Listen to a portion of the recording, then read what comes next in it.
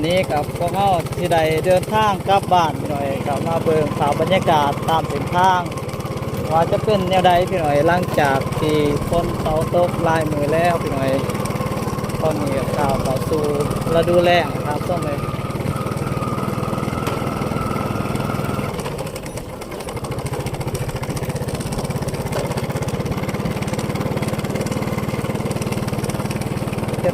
ตอนนี้ เอามาอีกมาคุยชิกับอีกว่า อ้าวพอดยุดเดินทางมาแต่หน้าหน่อย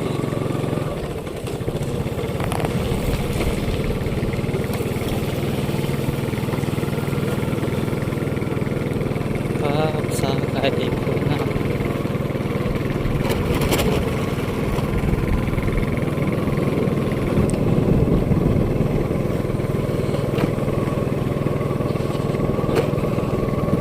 ช่วงนี้ก็ฝนก็เริ่มเสาตกแล้วพี่น้อยก็ถือว่าสะดวกสบายเนี่ยจักหน่อยเนาะเส้นทางกับบ่เปื้อนพี่น้อย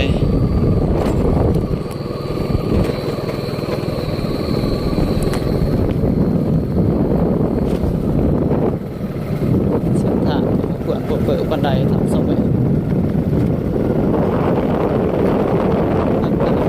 น่าจะแม่นมาแต่เกี่ยวเขาสอง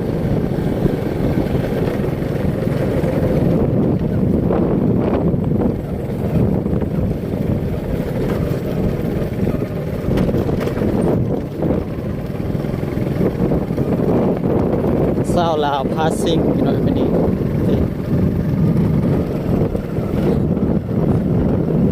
เบิ่งพี่น้อยบัวเหยียบมีวงเดียวเหยียบน้ำก้านถามซบไปค่าเหยียบเบื้องล่างมันบ่มีพี่น้อยพี่น้อยก็ถือว่าดีพอสมควรพี่น้อยเส้นทางก็ยังใครแน่ตอนแบบว่าบ่มีฝนตกอะไรพี่น้อยถ้าว่าฝนตกยามใดเส้นทางก็เปื้อนเบิ่งพี่น้อยไปมามันก็ยากมาเบิ่งกันบรรยากาศมันจะเป็นยังไงจนสุด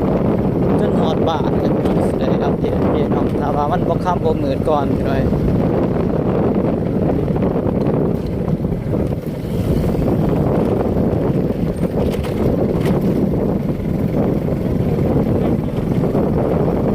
จากแล้วตอนนั้นจะใส่เท่าไหร่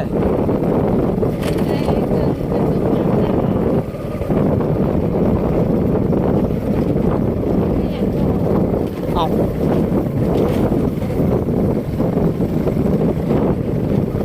ยันเอาเพิ่นว่ายันเอาพอได้ยินติ่งคือว่าลายๆคือบ่ได้เปิดเบิ่งเลย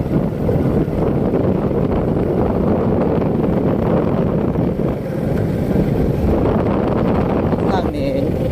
เขาเจ้าเบิดทงเลยเนาะนี่ฝากเบิ่งสายนี่มีแต่เขาเจ้า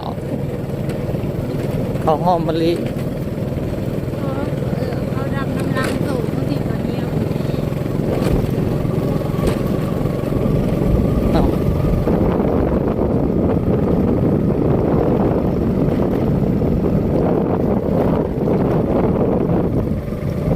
ทุกคนเสียมสะกดเป็นยังบ่มีลายสมซีเมนต์มาให้เมื่อหน้ามาเกี่ยวของเกี่ยวน้ำ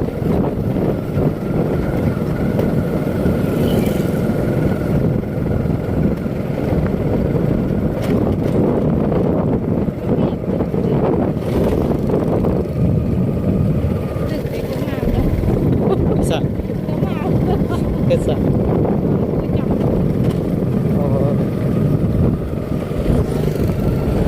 สามเกือบที่สุดจะเป็นตีสบายจะห่างเกือบ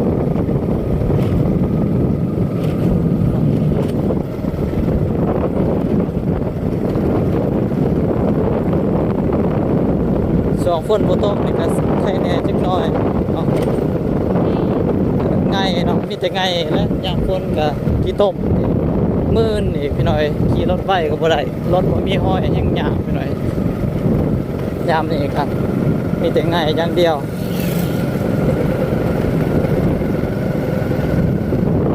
นี่แหละพี่น้อยเพื่อนซ่านบ้านสองของพ่อแม่พี่น้องเพียงนี้ถือว่าดีพอสมควรแล้วครับส้มเลยแต่ว่าก็คอยมีคนอยู่เนาะเด็กก็จะสีขาวกัน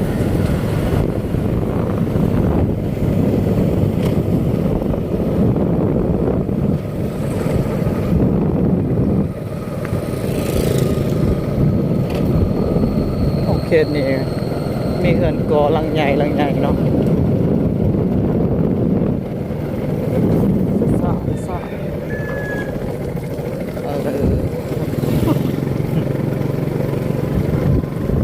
ลาคลาสสิก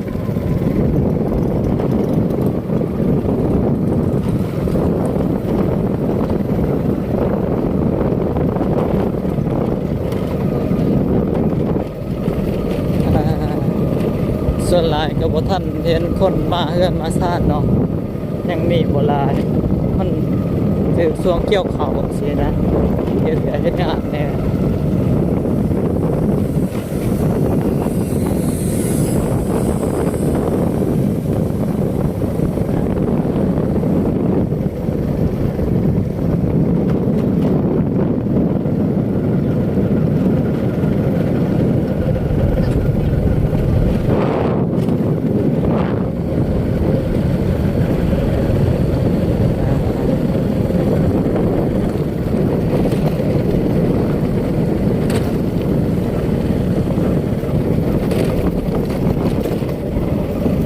มีผู้ทุกข์ผู้จนกับผู้มีเนาะโอ้ทางนี้ยังทันแหงเนาะยังมีน้ำ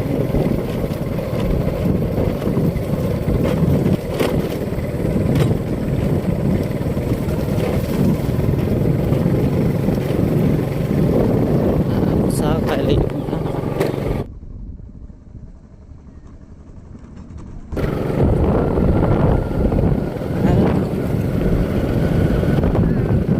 ็แม่เนี่ยแบบเรียนเจ็บได้ไงเนี่ยจะมีเนี่ย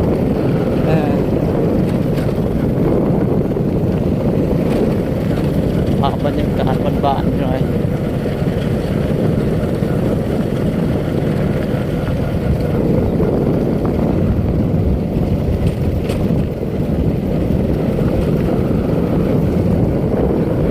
ทางนี้จะเป็นโรงเรียนโอ้ญี่ปุ่นเลยนะสวยเลยอ่ะ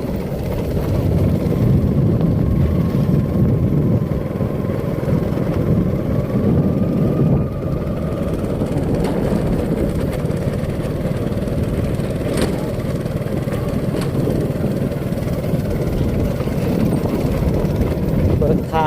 างบ่เบิ่งหลัง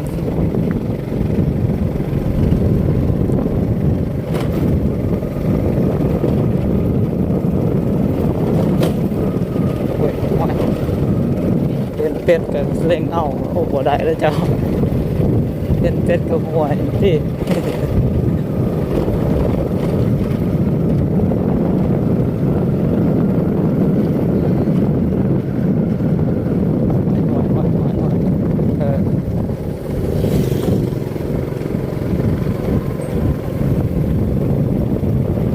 ทางนี้ยังเหนียวอยู่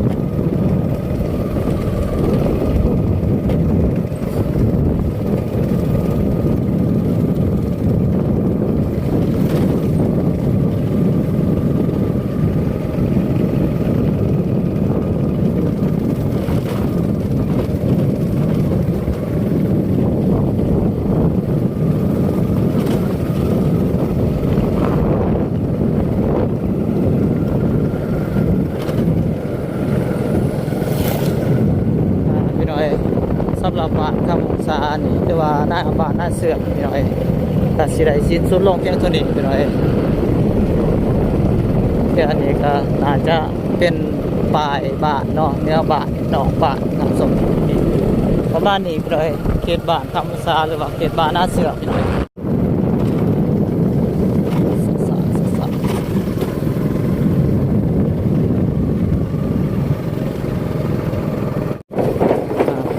ตอนนี้ก็ฮอดหัวแม่น้ำเซซุพี่น้อยหัว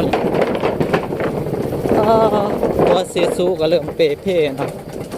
ขี่รถเท่าไรก็ดังแอดเอาให้ค่อยขับอีก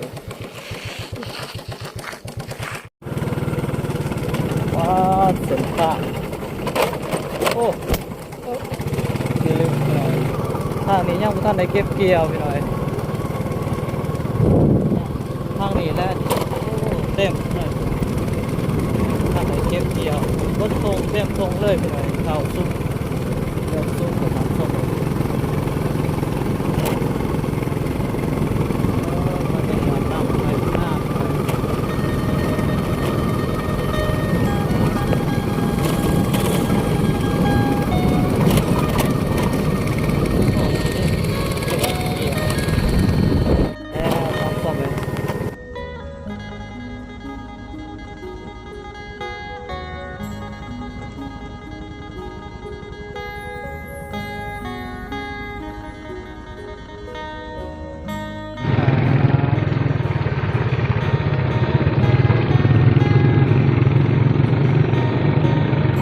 เก่งมาก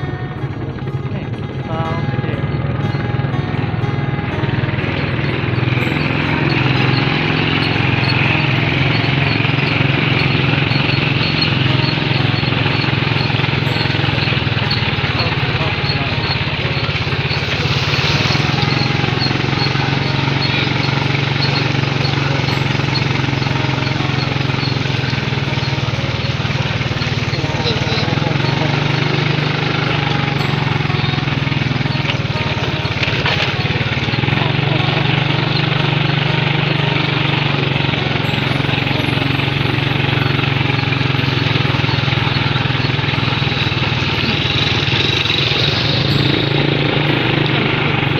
เต็มติดเลยโอ้ยจ่อยตามชีวิตตอนนี้ก็วิทย์จะสร้างที่ยุ่งยากเลยกล่าวว่าสู่หมู่บ้านนะครับส่งเลยสู่สถานที่